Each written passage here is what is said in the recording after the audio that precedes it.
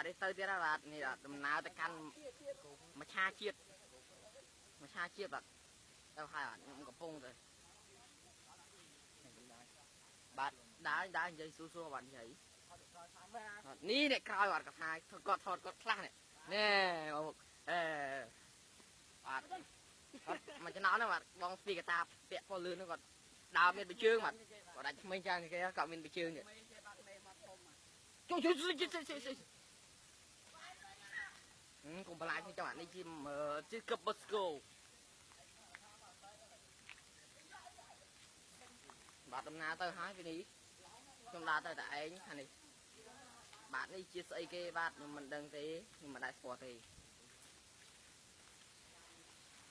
បាទពីនេះអានេះខ្ញុំដើរមកហើយឃើញបាទទូព្រះនេះខ្ញុំថតវាបាទពេជ្រកុំដាស់ខ្សែប្រយ័ត្នខាងនេះដូចវាលបាទវាលវល់ហាត់ខាងកន្លែងខ្ញុំនឹងទីទៀតខ្ញុំនឹងបរិចកន្លែងកោះជប់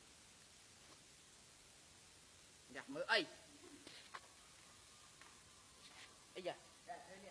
អីគេអីគេបាទមានកិច្ចកម្មមួយបានកើតឡើងយ៉ា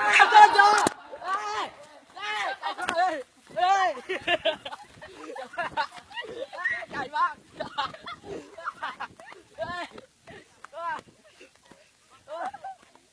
កាមេរ៉ា